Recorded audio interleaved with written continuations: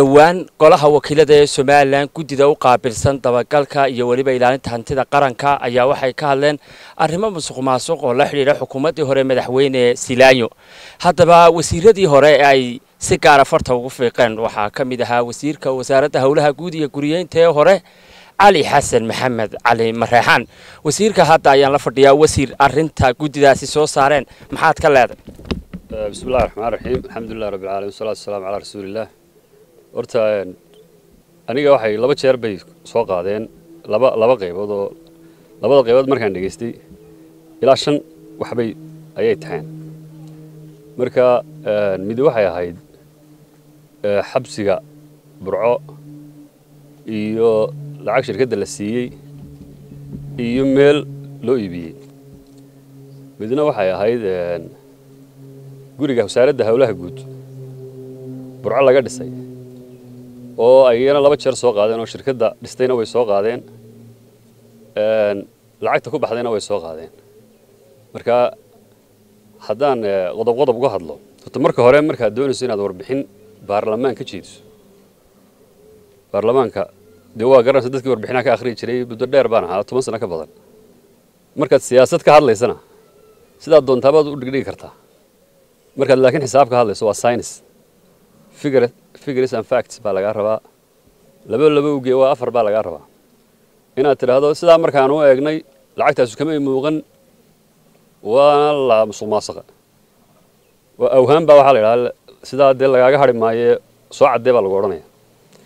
marka hore waxa la hadalku inta uu urka ku jiro ayuu amaanada yahay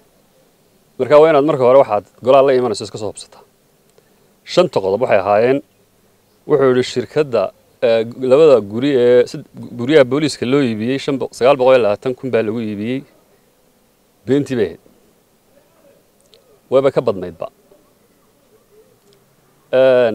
waxa ay ku timi iibka guriyahaas dikreeto amar madaxweyne oo soo baxday 4 bishii 6 2017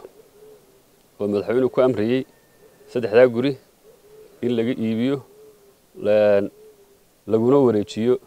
dhismaha jeelka burco oo digratu ay sidaa u qoray marka halka horta dii waxaan u maleeyaa qoraalka inaanu arag baa laga yaabaa laakiin way ka badnay wuxuu kala sheegay shirkadda albaraka ee jeelka dhisaysa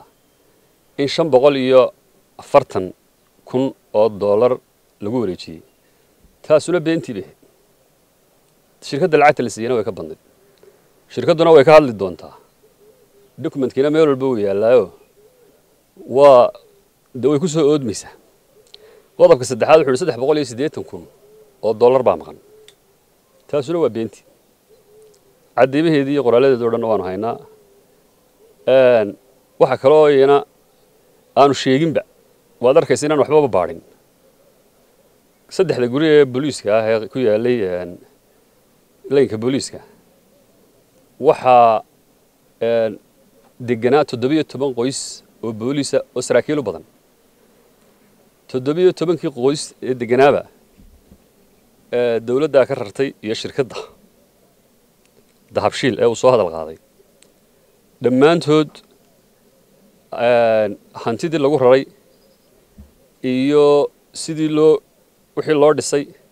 iyo kharashkii ku baxay waxa laga wada qoray nootayo sharci ah oo qof walba laga saxa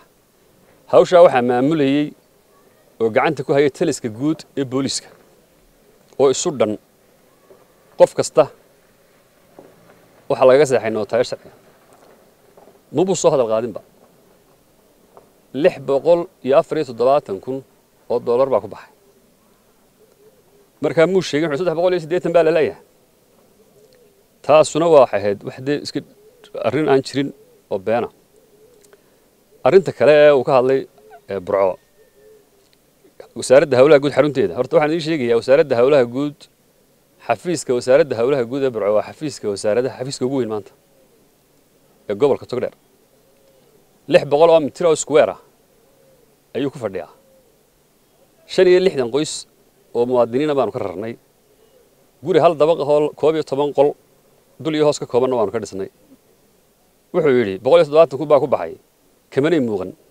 waa beentii 170 kuma bixin lacagtu waa ka badnayd ba nidaamka sharciga iyo sharciga dawladda u yaalla iyo qandaraasyadana way wada martay shirkadda barakaa dhistay buu yidhi waxba kama jiraan beentii weeye shirkad surad la yidhahdaa baa dhistay inay waxba booshaaq ahayd markaasay ku tusaysaa warbixin maanta booshaaq baa la yidhaha haddaad garan weydo xitaa shirkad shacab oo halkaa iska degan aad tidhaahdo haddaad tidhaahdo iminka wax somtel ka shaqayso telesom ku eedayso de waa lagula yaabayaa markaa horta xitaa simbali inaanu xitaa waxba fikradda ka haysan bay ku tusaysaa markaa horta shanta qodob uu sheegayba shantaasay ahayn shantubana been buu ka sheegay jeelka burco haddaan ku yar noqdo dhismihiisa 2014 annagoo baarlamaanka ku jirna waa laga yaabaa inaan media ka daawateen baan anigii xildhibaan kale oo togdheer laga doorto xildhibaan waabeeyo ayaa booqanay jeelka waxaanu ku aragnay wax la yaab leh dhismo 45 kii la dhisay 1945kii oo 400 qof ku jiraan oo aad u dhibaataysan warbixin baanu ka diyaarinay warbixintii baarlamaankana waanu ka akhrinay madaxweynaha Axmed Siinaayo xilka hayeen waanu u gudbinay madaxweynuhu wuxuu amray in si degdeg loo dhiso waxaanu u xil saaray wasiirkii cadaaladda ee xilliga Xuseen Axmed Caydiid iyo wasiirkii hawlaha guud ee xilliga Cabdirasaaq Khaliif labadoodubana hawl aad u qiimo leh ka qabtay annagoo baarlamaanada oo baarlamaanka hawsha deen laga soo doortay hawsha waanu kala warhaynay dadaalka ay ka galeen runtii ilaa iyo markii u dambeysay kontraagiisa waxa ku saxeexan Xuseen Axmed Caydiid marka backgroundkaas uu lahaayo maanta waa dhismayaasha ugu waaweyn labadaba burco naasir burcaas ba laga doortayo inuu iyadoo dawladda horena dhamaatay 7 sano ka soo dhismayaasha waa inuu maanta baarlamaanka ka caytamo de waa iska hadal meel waayo weeyaan waxba laga soo qaadi maayo laakiin anigu shakhsi ahaan laba qodob horta saddex qodob baa laga rabaa hawshan hawl laga hadhayo ma waxa laga rabaa waxa uu dudubiyay wada beenta inuu public apology ka bixiyo oo raaligelin toosa aniga cidii kale uu ku aflagaadooday ka bixiyo ama inuu maxkamadda isgeeyo oo soo qaato kutubtiisa iyo cadeymihiisa baarlamaankana aniga de la igu hanjay maayo xafiiskaygiiba waa xafiisku imika ka hadlayay waan ugu tagayaa baarlamaankana anaaba warbixinta u geynaya xafiiska baarlamaankana marka meesha waxaanu ka keenay iyo ummadda dhan u caayay iyo dawladdii hore iyo kun intaasoo shirkadood midba soo hadal qaaday waxaasoo dhan cadeymihiisa waa looga fadhiyaa laakiin anigu taani ay khusaysaa warkeedu waa kaa wax ka jira oo uu sax ahaa uu sheegayna ma jirto waaniga xabad idinku sheegay waxa kuugu filan inaad xitaa fikirkiisa xikari weydo oo shirkadda 540 bay qaadatay ay kugu beenowdo iyadii talaama aan qaadan ka badan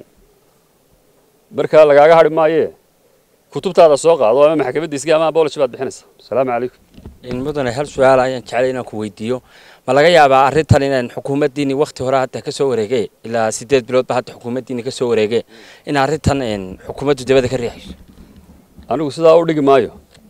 laakiin waxaan is leeyahay xildhibaankaasu wax badan waxa geliyay hubsina la'aan waxaana la dafari tog dheer bay kula xushaa waayo dadkii oo dhan uu caayo walaalkii un baan caayin baan deewan ugu meesha ka arkayo dadkii kale oo dhan caybu kala daalay ummadii dawladda ku jirtay markaa laakiin waxay ahayd inuu iska hubsado waayo markaad qof mas'uula ama hanti sheegayso dawladdii hore udub ee baarlamaanka guddiga dhaqaalaha warbixinaha dadka ugu badan sheegi jiray baan ahay waa inaad waxaagu ahaadaa wax aan kugu soo noqonay waayo mas'uul dawladeed iyo ummad iyo shacab iyo isagoo waliba meelo aan la gelin buu galay oo shirkaduhu maagaya shacabahoo magaalada dee wada joogo nin walba dee shaqadiisa wata oo laga yaabo qaarkood inay deymankoodii iyo lacagahoodii iyo shaqadoodii ay in badan sugayeen inay ku dhakafaareen marka xilkaasnimo darra halkaa lafteeda ka muuqata marka anigu sidaa u dhigi maayee laakiin waa sheegaa ma dhaaftaa la yaatanoo kale anigu cid kale maagi maaye sheegaa ma dhaafta iska dulqaad